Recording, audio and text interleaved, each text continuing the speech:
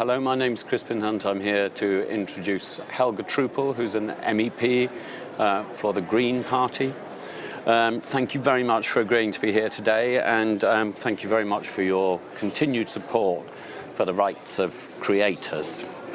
We've met a few times before. My name's Crispin Hunt. I'm a songwriter and a studio producer, and I'm chair of a trade body supporting songwriters and composers in Britain called BASCA, and I'm a director of PRS, which is a big collecting society.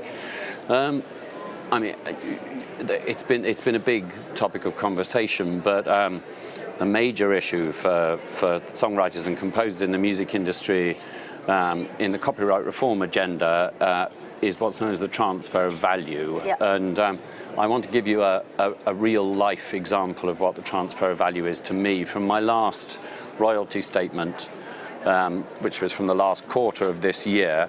There were 1 million streams of one of 2017 my... 2017, yeah, the last quarter of 2017. There were 1 million streams of one of my tracks on Spotify, for which I got paid £120. Then there were 1 million streams of the same track on YouTube, for which I got paid £12.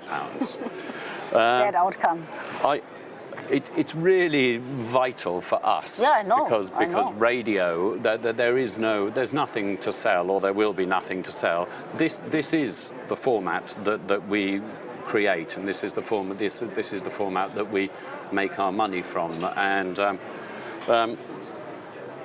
do you feel that the EU is going to manage to make a meaningful solution to the transfer of value?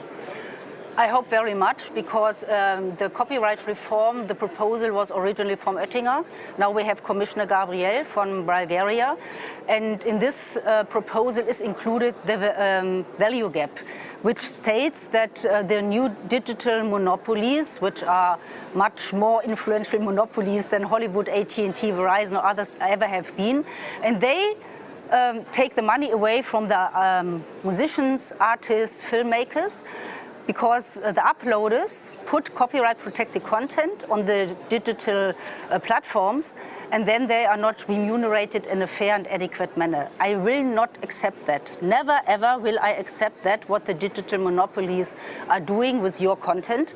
And therefore, for me, it's absolutely crucial with the copyright reform, and we will probably vote before the summer break in the plenary, that we go for an obligation to license, that the platforms, the digital platforms, have to go for licensing agreements with collective management organizations in order to pay you fairly. That is what I want to achieve with the copyright reform. And I think the proposal on the table is quite good. Hopefully the Jury Committee will vote like this. And what we then want to achieve, and I'm the Vice Cult Chair, we already voted last July on the copyright reform. We want to see the fight against the value gap and a fair remuneration for all the artists. We want to change and reform the contract law, that you are in a better negotiation position vis-à-vis the digital and analog publishers. I want that the digital platforms pay for the commercial use of newspaper. It's not Creative Commons, because it's the future of quality journalism what is at stake. And that is the whole package. I think we as proud European lawmakers have to impose our terms of trade on the American boys like Sergey Brin and Zuckerberg. And I want to win this fight. That's incredibly good news from a creative point of view. It strikes me that there are a number of different arguments being made against these reforms. I mean, the tech giants seem to understand that, if I can be so bold as to call it an oligopoly, it could be taken apart and fragmented by anti-competition regulation. However, they'd also understand that an ideology can only be defeated by another ideology. So I would argue that they hide their commercial self-interest masquerading as freedom fighters. Yeah, and therefore we have to deconstruct this freedom narrative of Google and Facebook. I'm not ready to buy their arguments anymore, because what they do is exploitation of artists. And it's in the very end, the very old conflict between labor and capital, and I want the cultural workers to be paid. I always argue that Coca-Cola has to pay the workers, Google and Facebook have to do the same. It's easy like that. I couldn't agree with you more. and I mean, it's been likened to a kind of serfdom. It's getting the disparity between wealth as you know, the 1%. The digital revolution is in itself harmful to the cultural workers, and therefore we have to change it. And now, with fake news and hate speech, more and more people do realize what the digital monopolies is doing is not correct. And we have to remind Google on their slogan, "Don't be evil." Yes. Don't be evil, Google. Pay the artists. Yeah, and also in their narrative about they are doing what the citizens want. They are doing what the citizen creators want. Do you feel that I feel that's a deliberate distraction as well, because actually the copyright is an individual right. It's the right for the citizen creator. If a citizen creator wants to then go on and become a professional creator, they're going to need creator rights. I don't buy this argument. Not anymore, because give me an analog example. If you have very cheaply produced T-shirts in Bangladesh, people like we always would say, no, that is not fair, because the production situation in Bangladesh, and especially for the female workers and girls, it's a catastrophe. So let's buy clothes which is ecological and the producers are paid. What they do on the net is exactly that. It's about very cheap T-shirts with your music, which is more or less given away for free, because they say we as users want it. But users want to have fair conditions. Yes. And for good reasons. And if they are themselves the producers in a factory or in the radio or wherever, they want to be paid fairly, because they have to buy food for their children. And that's the same with the musicians and artists on the net. We have to find good conditions. I want to have access to cultural content, and I want cross-border access, but then you need cross-border payment, and that we don't have so far. And therefore we have to make sure that if you want to have in the digital single market cross-border access, you need cross-border payment. If they pay, it's good.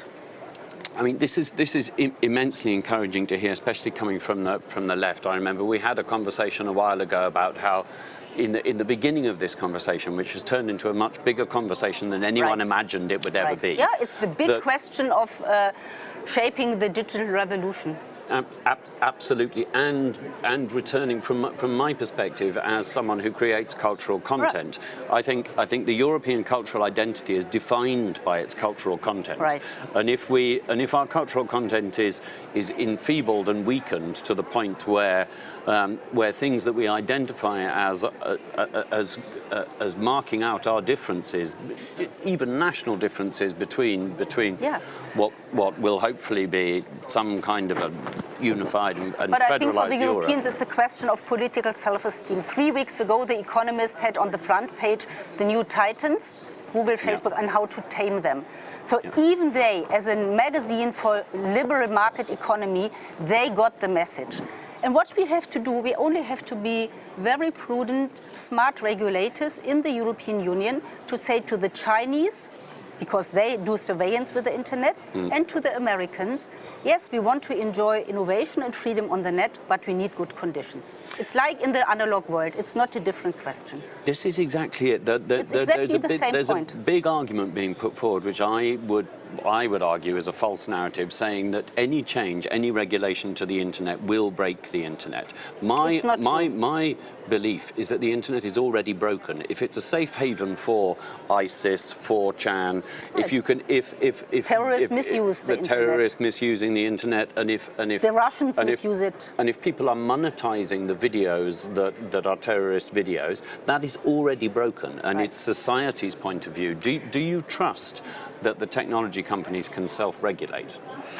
No, I think they need their cooperation, but we are the lawmakers. It's not the algorithm who decides what is going on in a liberal democracy, like Lawrence Lessig said. Code is not law. We make the laws for good reasons as elected politicians. And I insist on that if we want to maintain liberal democracy, and I really want to do it. And even my American friends who want to maintain liberal democracy, they are not satisfied with Trump and what the Russians did, and therefore we have to rebuild liberal democracy, and therefore we have to give back the control of the internet to the people. And I must say, actually, I'm in contact with a great deal of other creator groups across America, and they are looking and wishing and crossing their fingers in the hope that you do something. We have to do it in order that the Americans do understand. Yes. That is our job now. Europe must take the lead. Therefore, the copyright reform is so crucial to impose good terms of trade on the internet. It's not against innovation. Don't take this argument from some liberals. I'm totally in favor of innovation, but for smart regulation as well.